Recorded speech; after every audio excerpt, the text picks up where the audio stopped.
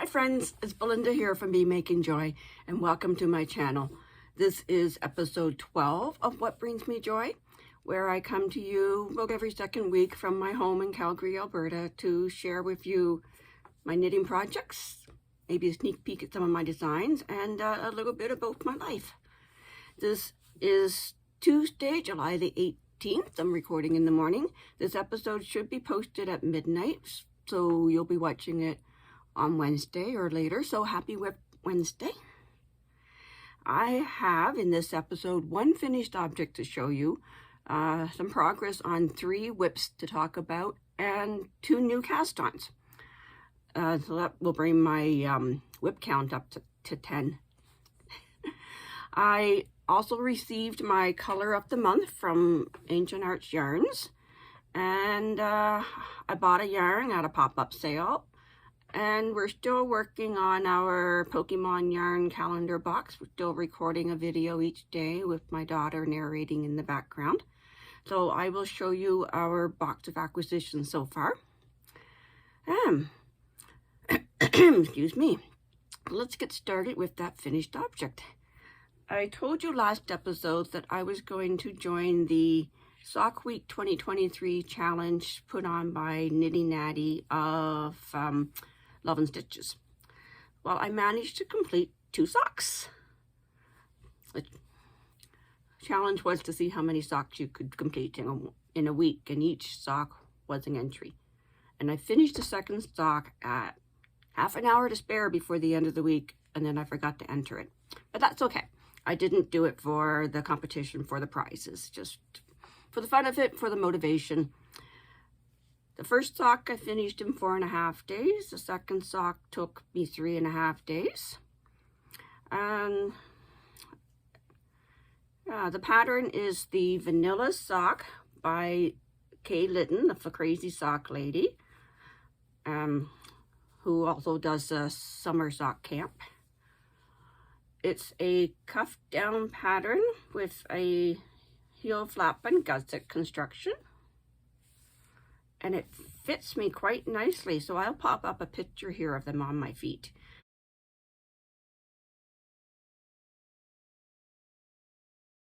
The yarn I used was the May Color of the Month from Ancient Arts Yarns.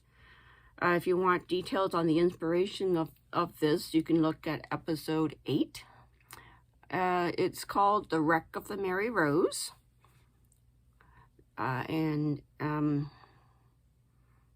It's a sock NATO base 80/20 wool nylon. Yeah, I'm very pleased with these socks. They fit so well. My first pair of socks for myself. And I think I have about 20 grams of the yarn left. So the next time my yarn winder is out, I'm going to rewind that into a nice pretty cake and put it back on my shelf. Now let's move on to works in progress. Before Sock Week started, I had started a Ranunculus, so I did a lot more work on that before Sock Week started. There it is. I tried out both neckline versions, so you can watch my last episode to see why I went with the tubular cast-on version. Leave in my hand. I like that. And then I flew through the circular yoke part. I'm going to insert a picture of this all spread out for you.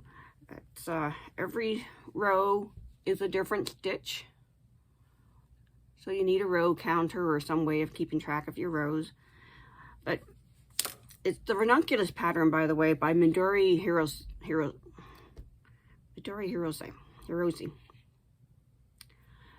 And she explains every stitch very well. And if you need a visual, she has tutorials, very good tutorials. She wrote the pattern very well.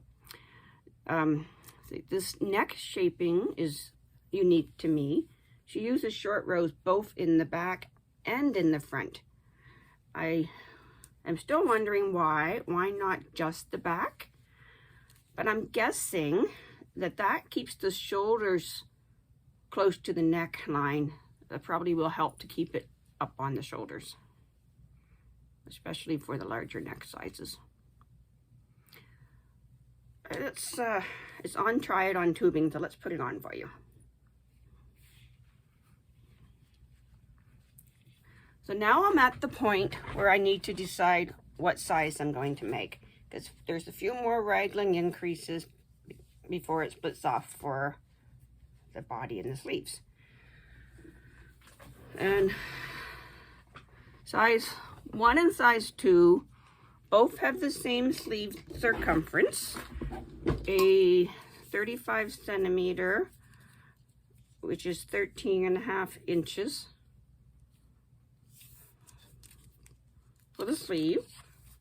So that should be great.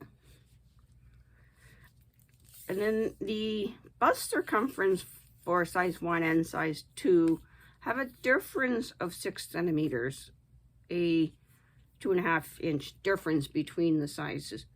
The size 1 is 117 centimeters.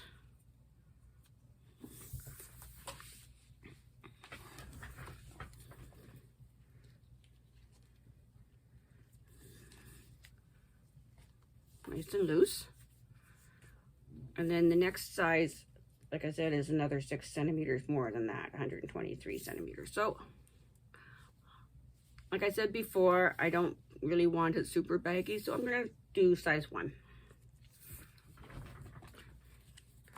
It's I am using a Lion Brand Pound of Love in a discontinued colorway that's a little on the thin side for a worsted.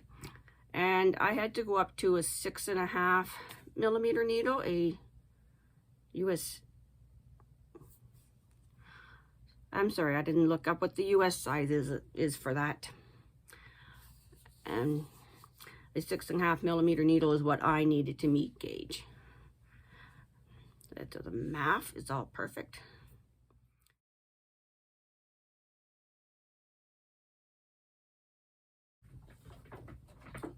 Whip number 2 is that unfinished object that my friend gave me. I had delegated it to the car for emergency car knitting and didn't think it would get very far, but it did.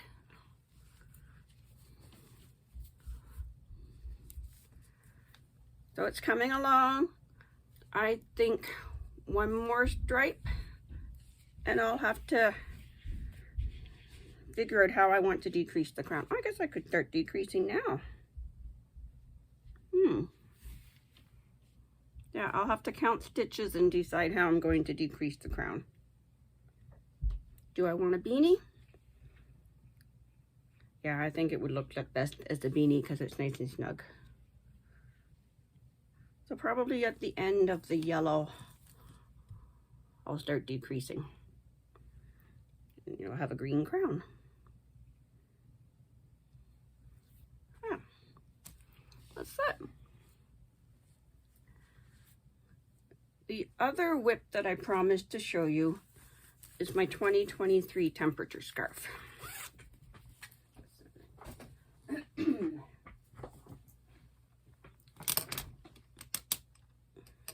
It is done up to the end of May. It has been living in the TV room, so not much gets done when there's nothing to watch. But now the Amazing Race and Big Brother are starting up, so it'll probably get caught up pretty quickly. So it's done up to the end of May. I started temperature blankets in 2020. I made a blanket for 2020, a blanket for 2021, and I'll pop up a picture for you of those 2 blankets. They're laid out on the 2 couches in my front room. Hi guys, I finally finished my 2021 temperature blanket. Here it is next to the 2020 temperature blanket for comparison. It got significantly warmer in 2021. Notice this fuzzy blue. That's the color I chose for days that were below -30. And there was only 1 in 2020 and none in 2021. Mind you, it got below -30. It just didn't stay there all day. I colored according to the high of the day. But those fuzzy pinks, are for days that are above 30 Celsius here in Calgary. We had 6 in 2020, and I counted 21 in 2021. So I ran out of that and had to get a replacement on eBay. Doesn't quite match, but doesn't matter. These were all very old yarns that I had lying around. So what a great stash buster. And then 2022, I got tired of blankets and decided to do scarves. So here's the 2022 scarf. And my intention is to wear each one for a while, and then as they gather, sew them together, join them together in some manner for a scarf. And what I'm doing with these is each row is a color of the day, and I'll show you my thermometer in a second. So each row I will, it starts over here, right? Yeah.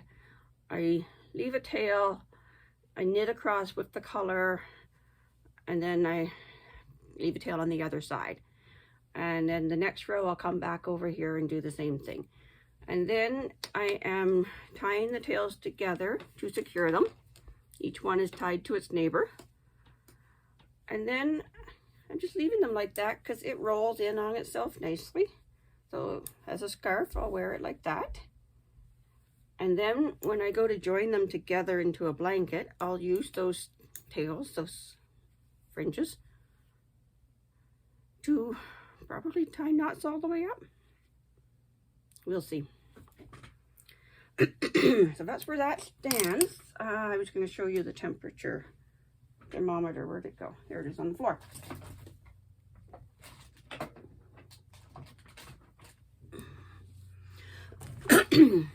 So in 2020, when I started the temperature blanket, I dug out all my oldest yarns. I mean, like 30-year-old yarns. Like most of them were Sellers brand or Kmart brand, neither of which have existed in Canada in the last 10 years, 20 years. I'm not sure how long, but the yarns were like 30 years old. Huge balls, most of them. So I arranged them out on the floor in what I thought was coldest to hottest. This prickly blue I chose for the days when it's below minus 30 Celsius, which I made a note about what that is in Fahrenheit. Minus 30 Celsius is minus 22 Fahrenheit. So I used this fuzzy blue for that icy cold temperature. And then I changed colors every 5 degrees as the days got warmer. And 5 degrees Celsius is 9 degrees Fahrenheit. So that's my increments for each color change. And when it's above plus 30 Fahrenheit, which is 86, no, plus 30 Celsius is 86 Fahrenheit. So any of the days that are above plus 30 are fuzzy pink. And I'm still working on most of the same yarns that I started with in 2020. I've had to replace a few of them as I've run out, and I'll take a strip to the store and Michael's or Walmart and just find a color match, the closest color match that I can. Not paying too much attention to the fiber, but I'm pretty sure these are all acrylic. What else was I going to say about this blanket? I'm using 5.5 millimeter needles. Maybe they're 5 millimeter needles. And I dropped it. Anyway, that's that.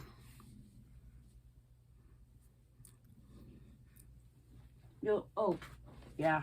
I did have to eventually replace this fuzzy red for a different shade of pink. I couldn't match the fuzzy red. It's a novelty yarn that, of course, is long gone because nobody likes knitting with it. But it works quite well in here. So that was whip number 3. So moving on to new cast-ons.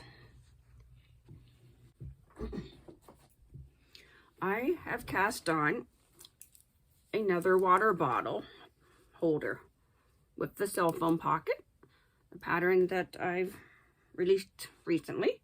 It's available on my Ravelry and Etsy stores. My coupon code still works for the rest of July. So you can type in hydrate in all capital letters, HYDRATE, for 50% off all my patterns to the end of July.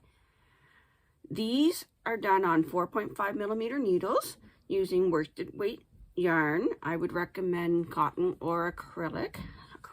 Cotton is what this is. It's Bernat Handicrafter cotton. I'm not sure if the colorway has a name. I never found it. But, this one and the one I showed you last episode will be off to a friend soon. I hope I remember to take pictures before I send this off. So, a pocket for the water bottle and a pocket for the cell phone. That's that. Now, when those vanilla socks were finished, I cast on another sock. The ones I told you I was going to cast on. Whoops. The Herding Socks, pattern by Stone Knits. Complete kit that I purchased from Ancient Arts Yarns. This background colorway is Dune Grass, and then the cats will be done in Ancient Arts' own colorways, their own cat colorways. I'll pop a picture up here of those because I read them all off last episode. So we're cast on. We're starting at the cuff. That's ready to go to the next knit afternoon. I go Thursday afternoons. That's that. They are of course, a cuff down pattern using 2.25 millimeter needles for the cuff, and then it will switch to a 2.75 millimeter needle for the color work. And the yarn is Ancient Arts Stock Nato, again an 80% merino wool, or probably superwash, and 20% nylon. And that's all there is to say about that. So that brings me up to 10 works on the needles, if we're keeping track. Now, I have some acquisitions to show you. I have the July color of the month from Ancient Arts Yarns. I have a skein that I bought from Ginger Snap That, and the yarns to date from the Pokemon yarn calendar from Fangirl Fibers. I have links to all of those shops in my show notes, but I'm not affiliated with any of them. So, the July color of the month is here. The colorway is called Edo Castle. Caroline, the owner of Ancient Arts, has just returned. I'm not sure my light's quite right. She just returned from Japan recently.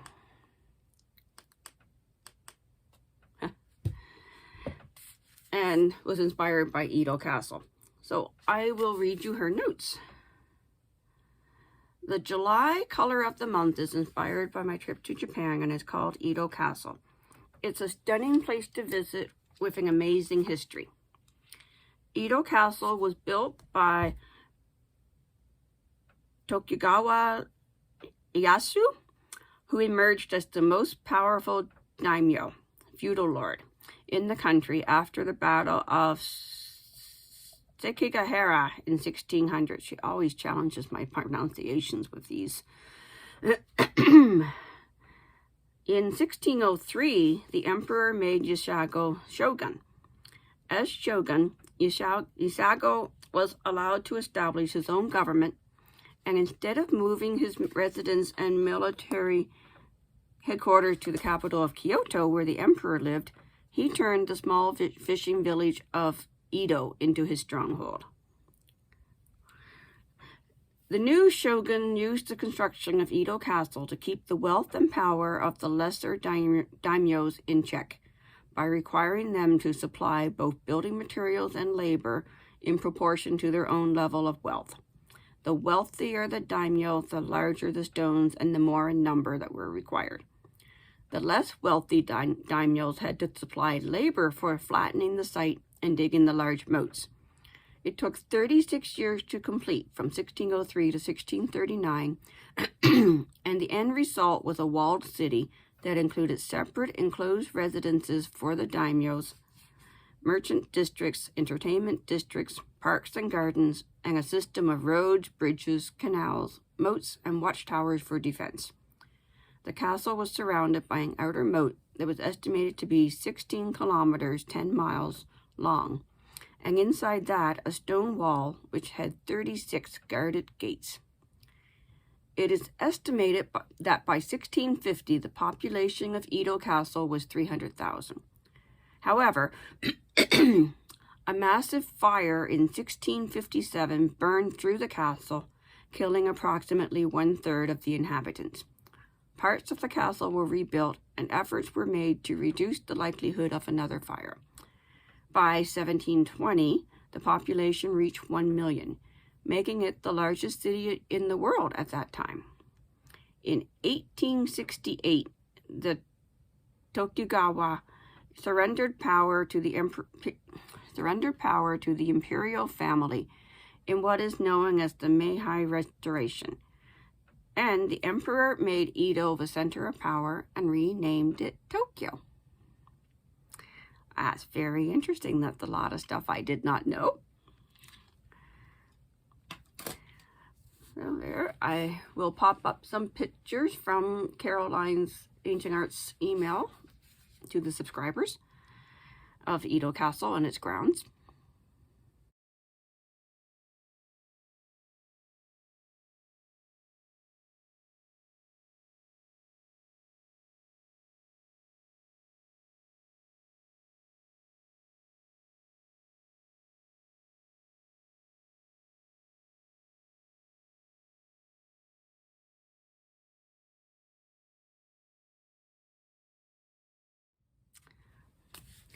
Now, I've been talking about ancient arts a lot, and I still will. On Saturday, Ancient Arts held a stampede breakfast in their parking lot and had a bunch of other fiber-related businesses set up booths to showcase their wares. And let's see, for my non-Alberta friends, the Calgary Stampede is the biggest event here in Calgary every July. It's named the greatest outdoor show on earth. It's a huge rodeo and agricultural showcase of Midway with the weirdest deep-fried foods and the most outrageous rides. And a grandstand show with laser lights and fireworks every night. Basically a 2-week party. And in conjunction with that, many businesses do free pancake breakfasts or barbecues. And Ancient Arts did their first, and hopefully an annual, pancake breakfast. And as I said, had many artisans in to showcase their wares. A lot of beautiful stuff. My daughter came with me, and we had a great time. And I had her pick out a yarn for me to make her socks with. So she chose this one from Ginger Snap That, another independent hand dyer here in Calgary. Ginger Snap That. And this yarn supposedly glows under a black light. And I've not seen it in person, but I have seen pictures of it in black light. And I don't have a black light, but let's switch my colors and see if we can kind of make it look like it's glowing. The blue. Yeah. So maybe we can kind of imagine what it's going to be like glowing under a black light. So my daughter wants knee-high socks, and this is not going to be enough yarn for knee-high socks. But what we're going to do is we're going to get a black yarn and do the entire foot in black. We're going to do them toe up, 2 at a time. See how far the purple gets in the legs, and then do the cuff in black. So that's adding that to the queue. The yarn is called Purple Pop. The price tag's covering the rest of the name. Purple Pop Glow, Black Light Reactive, Twist Fingering, Zebra Effect, 75/25 merino nylon, 437 yards in 100 grams. So it's a very light fingering. I think that'll make a wonderful sock. With that 25% nylon, it should be nice and strong. So I'll have to find an equally strong or stronger yarn for the foot. Probably Patton's Croy. We'll see. Oh yeah, adding that to the queue. And then the third acquisition, well, I showed you it last episode, for the month of July, we got a Pokemon themed mystery yarn box from Fangirl Fibers. And there's a mystery yarn for each day of the month of July, along with a stitch marker and a miniature Pokemon card, an imitation Pokemon card. And I was doing videos. I am doing videos each day. Haven't done this morning's yet because my daughter's still in bed. She's my Pokemon expert commentator, so you'll hear her in the background off stage telling us about the Pokemon as we open them. So far, we've opened some ice types, some dragon types, some poison types, and now we've started ghost types. So I'm going to go grab the box, and I'll show you what we've opened so far. So today's Tuesday, July 18th. So we're more than halfway through the box, through the bags. Here's what we've opened so far. We started with the gray for Pokemon Trainer. We did ice types, dragon types, poison types, and this is the start of ghost type. Yesterday was just ghost type. We've got stitch markers for each one. Not sure if you can see any of them. Anyway, they're shaped like the Pokemons. And then for the start of each type, we have just the energy symbol for the start of each type. Because there was a yarn for the start of each type, and then Pokemon for each type. And the imitation cards.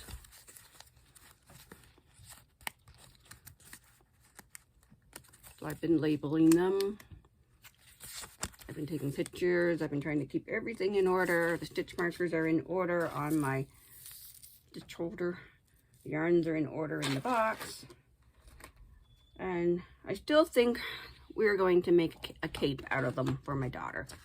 So another item added to the queue. There were also a couple of other things in the box. I showed them last episode, and my daughter has them now.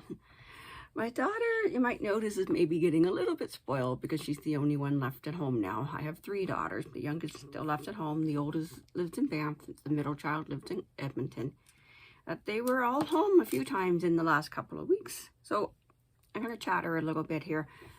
It was the middle daughter's birthday, so she came home for that. Daddy took her shopping. We had a family dinner and some ice cream cake. Then she came back the next weekend to go see Pitbull at the Calgary Stampede. And then she left her cat with me while she went camping with friends. Her cat, Twilight, very cute gray cat. My cat tolerates her a little bit more each visit. She's been here lots of times, my grandbaby, my grandfur baby. The oldest daughter invited her dad to go on a 4-day, 3-night backpacking trip, which coincided with the same time as the other daughter's friend's camping trip. So they had a few visits getting organized and packed. They did, my daughter and my husband and my oldest daughter did the rock wall hike campgrounds in Kootenay National Park in British Columbia. It's hiking all day to one campground and then hiking all the next day to the next campground. So there's 3 campgrounds, 4 days of hiking along the route. My husband said he loved it. They had a great time. We had a new mattress delivered while he was away, so I had 3 nights in it all by myself. Yeah, that's what's been going on the last 2 weeks, besides me furiously knitting socks. Yeah, I've enjoyed talking to you. Thank you for watching. If you've enjoyed this video, please click the like button so that more people can see the video. And you can subscribe so you'll be notified when my next episode is aired. Thank you for watching. Happy knitting, happy crocheting, happy sewing, painting, drawing, whatever it is you do, go find some joy.